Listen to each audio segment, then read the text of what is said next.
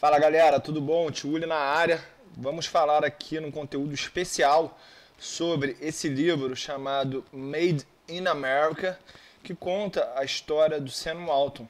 Esse livro aqui, segunda vez que eu consumi o conteúdo dele, a outra vez tinha sido há mais de 10 anos atrás, então não lembrava muitas coisas, muitos detalhes aí interessantes, e decidi aqui fazer um programa especial para contar para vocês quem foi o Sam Walton, o que foi o Walmart, o que é o Walmart, né? Lembrando que esse livro foi feito já com Sam Walton no final da sua vida, em 1992, ele morreu de câncer, tá? Então vamos aqui para o conteúdo, e eu vou fazer esse conteúdo dividido em duas maneiras. Primeiro eu vou contar as partes aí mais interessantes do livro, aí eu vou pausar, vou fazer outro conteúdo, e aí eu vou contar um pouco da história do Sam Walton, como que ele começou o Walmart, e falar um pouco da vida pessoal dele, né? Então, primeiramente eu vou começar com o final. Lá no final do livro, ele fala quais são as 10 regras de sucesso do Sam Walton, e são essas aqui, ó. Primeiro, quebre todas as regras.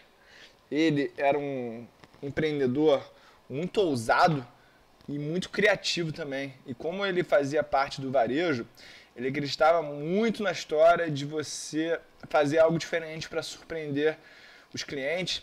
Ele também fazia algo diferente para motivar os seus funcionários.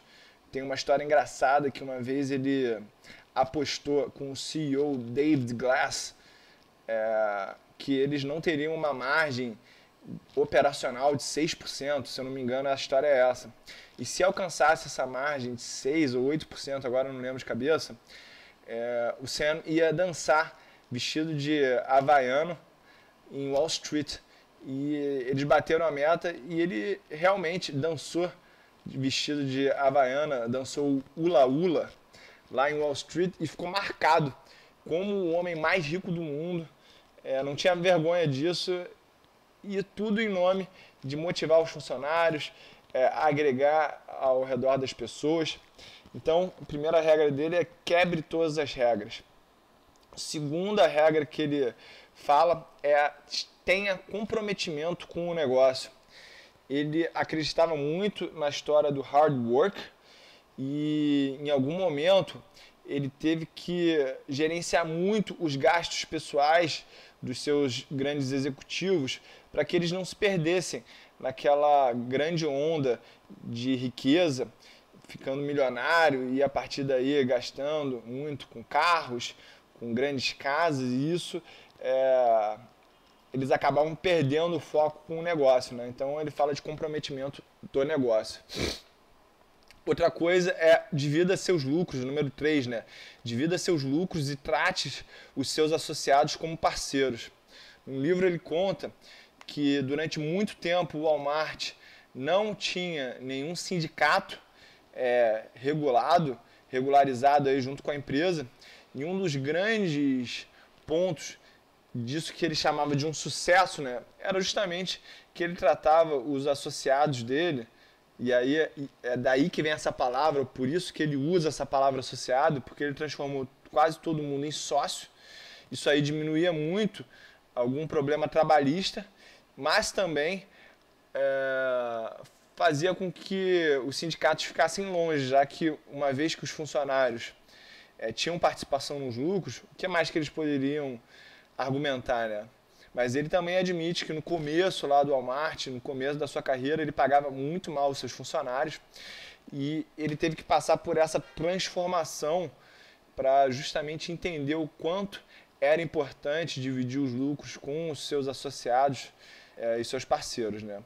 Outra coisa, a regra número 4, é motive os seus sócios. Durante muito tempo eles tiveram a oportunidade de continuar pequenos, de continuar uma cadeia regional, continuar confortável ali com aquela situação de ser muito mais rentável que a média das outras varejistas, mas ele precisava estar sempre motivando os sócios deles a construir mais, conquistar mais, entregar mais valor para o cliente, e essa era a grande fórmula aí do Walmart para crescer tão rápido, né? Ele também fala da regra número 5, que é comunique o máximo possível. E ele chama a atenção disso no livro, falando que ele já tinha essa filosofia de comunicar o máximo possível desde antes disso virar uma modinha em Wall Street entre os gurus de gestão. Ele já acreditava em dividir informações como vendas da loja com todos os associados, resultados loja por loja com os seus gerentes, com os gerentes de departamento. Então essa intenção de comunicar o máximo possível estava justamente muito à vanguarda do seu tempo, e ele acreditava justamente quando todo mundo sabia o máximo possível, as pessoas se sentiam parte do todo, né? Ponto 6 das 10 regras de sucesso do Sam Walton, ele fala: valorize tudo o que os seus parceiros fizerem pelo negócio, né? Ele conta uma história interessante que no começo da carreira, eu acho que na primeira ou na segunda loja, o irmão dele, Bud Walton, chegava a limpar as vidraças da loja, ou seja, ele entendia que aqueles parceiros mesmo, os associados, que nem a família dele, deveriam estar fazendo todas as atividades, e você tinha que ser grato, valorizar tudo isso para que as pessoas se sentissem donas do negócio junto com ele. Número 7, celebre seus sucessos. Isso aí, de alguma forma, era estranho para ele, porque ele tinha um estilo de vida muito espartano. E não necessariamente celebrar o sucesso era pegar o dinheiro que ele ganhava e gastar com outras coisas, mas sim celebrar o IPO, celebrar a loja 1000, celebrar a marca de 50 bilhões em vendas. Então esse tipo de coisa que ele acreditava em celebrar os milestones do negócio, celebrar o crescimento do negócio, sempre com foco de motivar seus sócios, a sua equipe a vender mais. Ele era uma pessoa de pessoas, né? Outra coisa, número 8, oitava regra do Sam Walton de sucesso era: escute todos da sua organização. Ele enfatizava muito essa história de você ir nas lojas, falar com os funcionários. Tinha também a história da caixinha que o Sam Walton tinha, onde qualquer funcionário poderia fazer uma reclamação, fazer uma sugestão, falar de algumas situações estranhas dentro do negócio. Muito de escutar o cliente também. Ele cunhou a famosa frase que o cliente é o chefe final, porque se ele decide levar os negócios dele para outro negócio, ele acaba demitindo aí a empresa inteira, né? Então a gente tem que escutar o cliente. Regra número 9, controle os gastos melhor que a concorrência. Isso aqui tem muito a ver com a própria origem do Walmart, né? O Walmart nasceu como uma cadeia varejista, mas só após alguns anos eles copiaram o modelo de negócio de um outro varejista, que era um discount store, né? Uma loja de descontos, e ele chegou à conclusão de que quanto mais barato ele vendia, mais ele alavancava as vendas, e aí ele aumentava o lucro dele, não pela margem, mas sim pela volume de vendas. E a cada vez que ele abaixava mais agressivamente os custos, os gastos, mais ele poderia passar de desconto para os clientes e fazer o negócio crescer como um todo, né? O grande diferencial competitivo do Walmart sempre foi a sua capacidade de executar e operar um baixo custo, já que eles acreditavam em competir pelo menor custo possível. Regra número 10, para finalizar aí, ele fala de ignorar a sabedoria convencional e fazer as coisas diferentes. Isso aí, ele estava falando de justamente testar tudo, entender o que a concorrência está fazendo e fazer o contrário para ver se aquilo surgia algum efeito. é muito do que a gente vê também no mercado financeiro. A gente vê quando está todo mundo indo para um lado, quando você vai para o outro, é justamente ali que tem a assimetria de retorno. Então essa lição aí é importante, ensina aí para outros negócios também, né? Então, falamos aí das 10 regras de sucesso do Sam Walton, e ele falava, as 10 leis são simples, o grande segredo é executar as mesmas, né? Então, ele sabia que disciplina era o grande diferencial da sua organização, e ele era muito disciplinado. Tinha uma época aí que ele trabalhava 16 horas por dia, e ele morreu trabalhando. Vamos falar aqui de algumas frases do livro que me marcaram. São por volta de 24, eu vou falar uma por uma, né? Primeiro que ele enfatizava várias vezes no livro que todo dólar tem seu valor. E isso me remete aí a uma cena que eu presenciei do Warren Buffett, que é ele pegando uma moeda de 1 centavo e falando que aquela era a semente do próximo bilhão.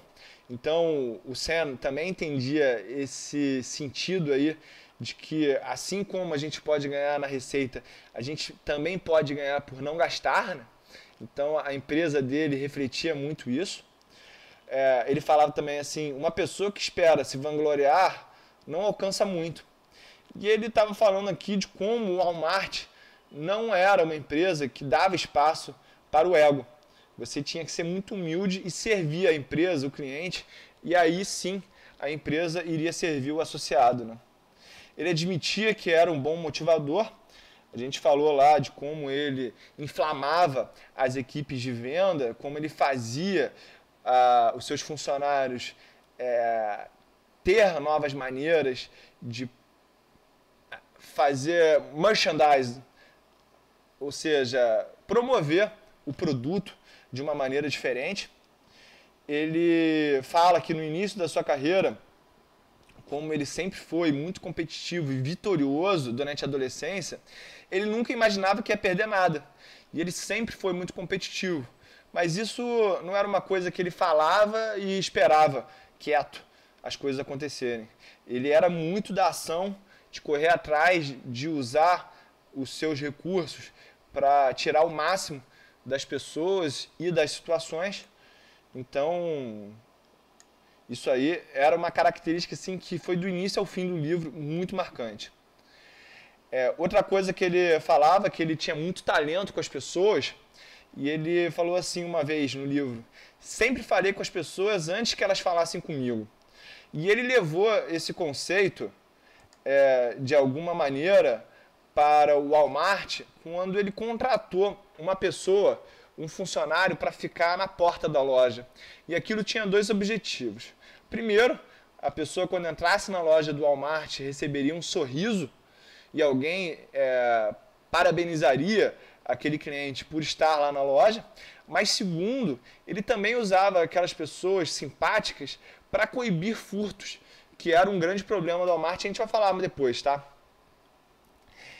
Ele também admitia que, apesar de não ser religioso, sempre soube a importância da igreja. Ele congregava junto com a sua esposa e os seus filhos, e ele entendia como era importante você fazer parte da comunidade através da igreja, principalmente porque no início ele trabalhava em cidades pequenas, e ele tinha que ter um impacto naquela sociedade, naquela comunidade, e ser a referência em termos de varejo para aquele pequeno grupo. Então ele aliava, uma coisa que a gente fala muito na mentoria, vários pilares com uma atitude só. Frase número 7 aqui, ele admite que ele entrou no varejo porque ele estava cansado e queria um emprego de verdade. A gente vai ver que ele teve uma carreira no exército e depois ele teve um trabalho na JCPenney, que é outra varejista americana que até hoje sobrevive, e ele falou que aquilo não estimulava ele, não desafiava ele do jeito que ele queria. E foi aí que ele entrou no varejo, e ele falou que se apaixonou desde o começo, né? Frase número 8 do livro aí que eu anotei foi que a Ellen, que era sua esposa, colocou apenas 2 regras no casamento deles após 16 mudanças, é isso mesmo, 16 mudanças, que ela não queria ficar em nenhuma cidade maior que 10 mil pessoas e que eles não poderiam ter mais sócios, tá? A gente vai ver no outro vídeo como um caso de aprendizado para o Sam se transformou numa regra para ele sobre o lease de uma loja, e ele ficou mudando de várias em várias pequenas cidades, e isso de viver em cidades até 10 mil habitantes ajudou muito na estratégia orgânica do Walmart, que era crescer em pequenas cidades onde o aluguel era menor e aí não tinha concorrência. Então, de alguma forma, o caminho natural da família Walton levou o Walmart a essa estratégia e eles aí não tinham sócios a partir daí. Outra coisa que ele falava, que me marcou, foi que você pode aprender com todo mundo.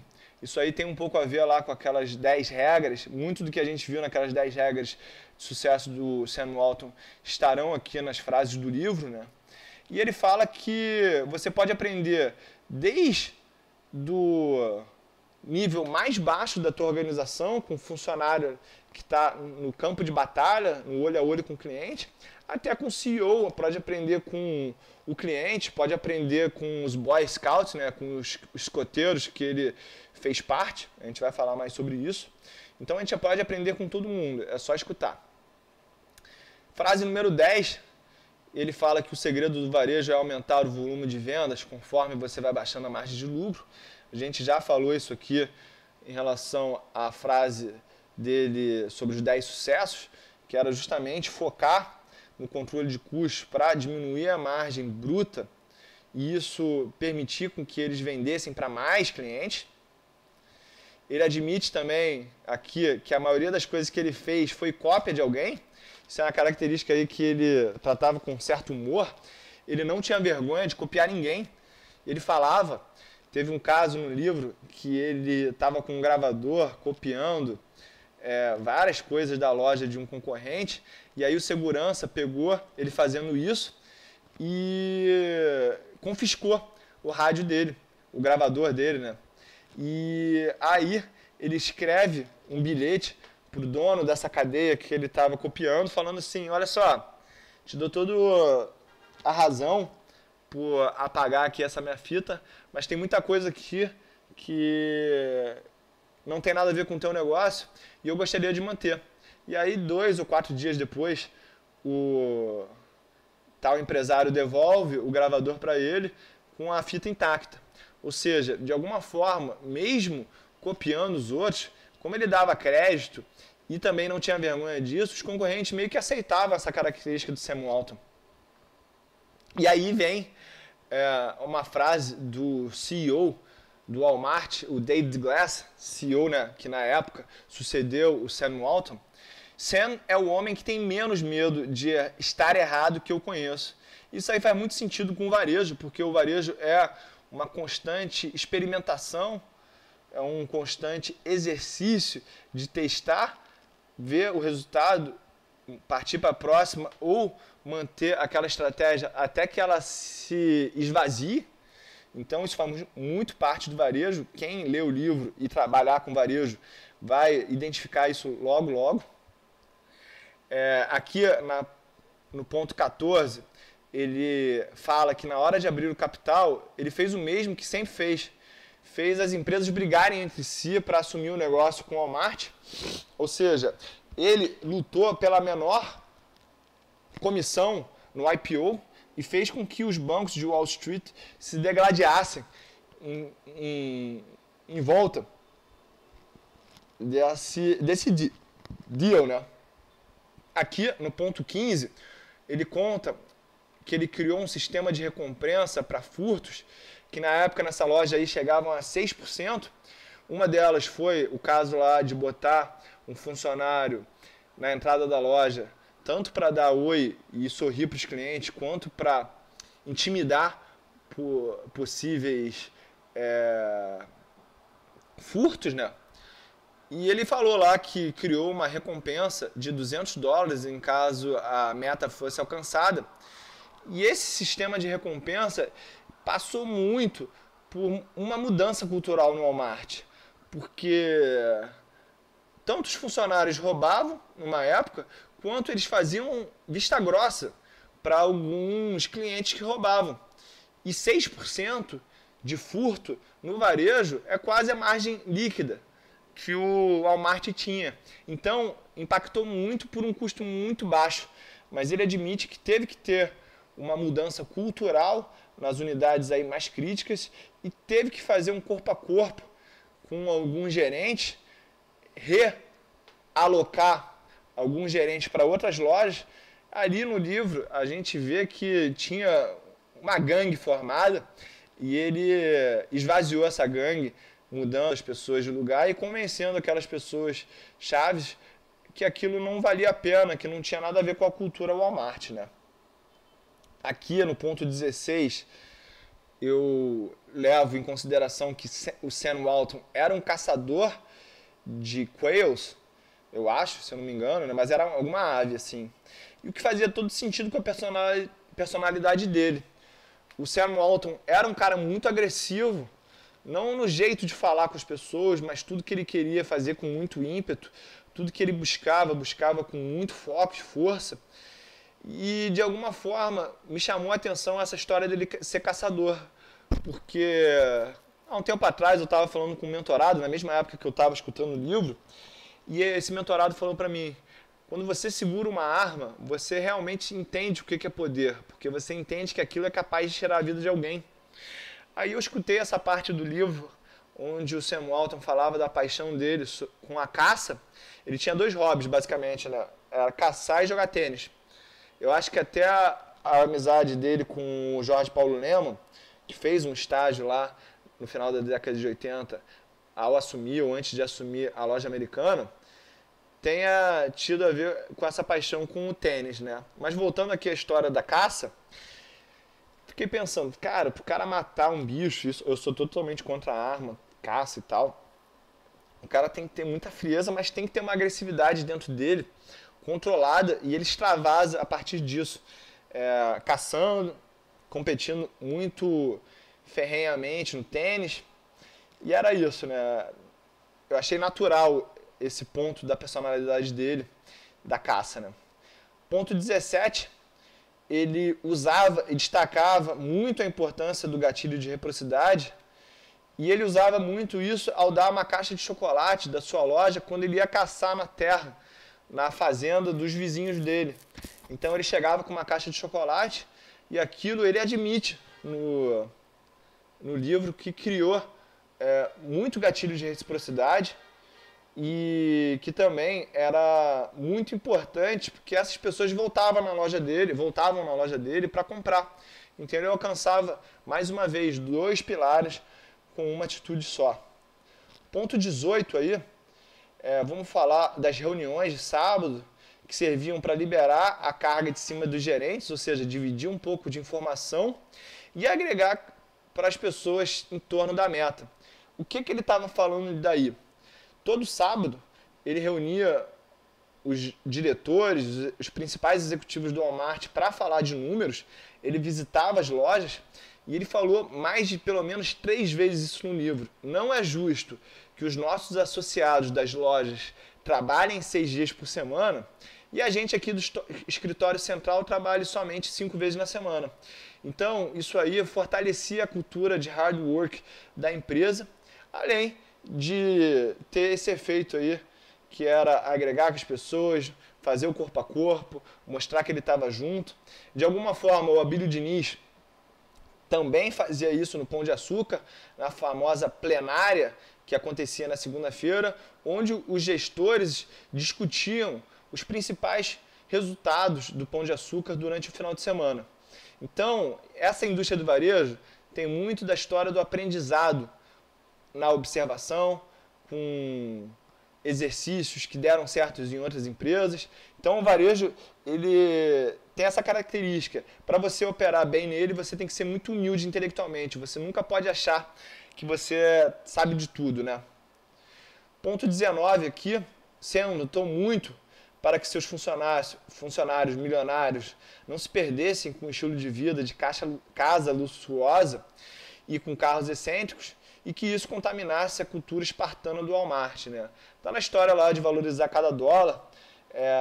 A gente percebe também, com a nossa experiência, que algumas pessoas elas acabam embriagadas com o sucesso, tanto financeiro quanto de reputação, e às vezes eles perdem o foco porque acabam, né, investindo mais tempo em gastar o dinheiro do que ganhar o dinheiro. Eu sempre falo isso.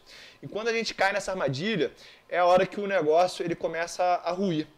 A gente sempre tem que entender qual foi o caminho que nos levou para o sucesso e não perder o foco de continuar fazendo aquilo conforme o sucesso vai dando alguns frutos, né? Aqui no ponto 20, ele reforça essa mensagem falando que muito lazer pode fazer você perder o foco principal, que é servir o cliente. Muitos executivos e pessoas de sucesso começam a focar muito no seu próprio umbigo. Isso pode ser uma pílula do fracasso para os negócios, porque você tem que estar preocupado em não olhar para o teu umbigo, olhar sim para a necessidade do cliente, tá? Ponto 21, ele admite que a competição fez o Walmart melhor, e ele fala que talvez tenha sido o grande pecado da Sears, que era a maior varejista aí quando ele começou no negócio, em 1950, e não admitir a competição foi claramente o maior defeito da Sears, porque na hora que o Walmart apareceu como um grande competidor já era tarde demais, e ela não teve nenhuma oportunidade de aprender com o Walmart. Então ele focou isso aí quase um capítulo inteiro, de como é importante você visitar as lojas nos Estados Unidos inteiro, aprender com os teus concorrentes, copiar o mais rápido possível aquilo que vem dando certo. No ponto 22, ele fala aqui que ele aprendeu o conceito de hipermercado por causa das lojas que ele viu no Carrefour do Brasil, mas de alguma forma esse modelo não deu tão certo, o que foi bom, porque logo ele readaptou esse modelo e acabou criando o Sam's Club, que é aí o mercado de atacado do Walmart. Quem conhece aqui a Rede Macro ou Açaí do Pão de Açúcar é concorrente nesse modelo de negócio. Então, ele foi refinando alguns erros até o ponto de chegar no acerto. Isso aí, ele gerou aí um benefício, um lucro, um aprendizado, uma nova linha de negócios a partir do fracasso, né? Aqui no ponto 23, ele fala: faz parte do meu estilo deixar que a concorrência e o próprio time fiquem adivinhando o que vai acontecer. Ele fala de mudança constante. Isso aí é engraçado porque no momento que o Walmart decidiu abraçar a tecnologia, ele admite que ele foi muito vai e volta. No momento que ele decidiu abrir o capital da empresa, houve muitas dúvidas, né? Ele acreditava que um momento tinha que fazer, outro momento não tinha que fazer, ele deixava as pessoas loucas com isso, ele mesmo admite.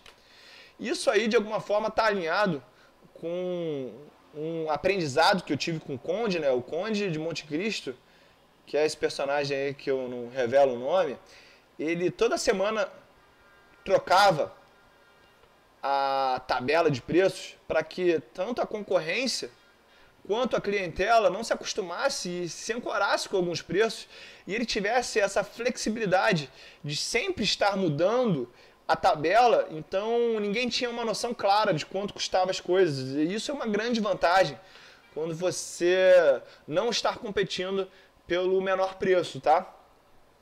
No caso do Sam Walton, ele fala que ele dava liberdade para os funcionários, os chefes de departamento, fazerem o que quisessem com as suas promoções, porque o importante era fazer o resultado acontecer, né? E ele fala aqui, por último, 24, que quanto maior ficamos, mais importante é pensar pequeno. Eles começaram pequeno, foi assim que eles deram valor para cada venda e para cada cliente e para cada cidade pequena. Ele administrava uma loja do Walmart por vez, e isso dedicava mais tempo da organização, mas era um grande diferencial, porque era foco total, ser de alguma forma minimalista na administração, focar na necessidade, nos gargalos de cada loja. E isso, a gente que entende de antifragilidade, a gente entende que era uma antifragilidade. Por quê? A resiliência, a grande vantagem competitiva do sistema Walmart era na força de cada unidade. Porque caso uma unidade não tivesse mais jeito, ele poderia fechar aquela loja e todo o resto se mantinha muito antifrágil, né? Ou seja, o mau resultado de uma loja não impactava no mau resultado ou no bom resultado de outra. Elas meio que não tinham correlação na sua gestão, no seu modus operandi. Então, galera, falei aí já da 10 regras de sucesso do Sam Walton. Ficou faltando aqui a gente falar um pouco do Walmart em si. Deixa eu ver se cabe falar nesse vídeo, porque os pontos principais aqui é falar um pouco do Walmart em 2019. Não, confundi. A gente vai falar do Walmart em 2019 e falar o ponto principal do próximo vídeo vai ser falar do Walmart, do Sam Walton e um pouco da vida pessoal dele, né? A gente precisa entender o ser humano por trás para entender o que ele fez. Então, hoje, em 2019, o Walmart tinha, né, em 31 de janeiro de 2019, 11.348 lojas e clube Sam Walton em 27 países, sob 29 marcas diferentes, para a gente entender o potencial dessa corporação. O Walmart é a maior empresa do mundo em faturamento, mais de 500 bilhões de dólares, segundo a revista Fortune Global 500. E em 2018, era o maior empregado privado do mundo, com mais de 2 milhões e 300 mil funcionários. Só para a gente ter aqui uma perspectiva, 65% das vendas de mais de 500 bilhões de dólares do Walmart vieram de operações americanas. Então a operação americana continua sendo a mais relevante, mas a empresa se diversificou. A gente vai entender mais do como foi formada essa empresa, de como foi a vida do Sam Walton no início, no próximo vídeo. Então me aguardem aí que já já vocês podem ver, o link deve estar junto, ou no mesmo story, no story seguinte, quer dizer, que eu postei esse aqui. Beijo grande e é só o começo da parte 1.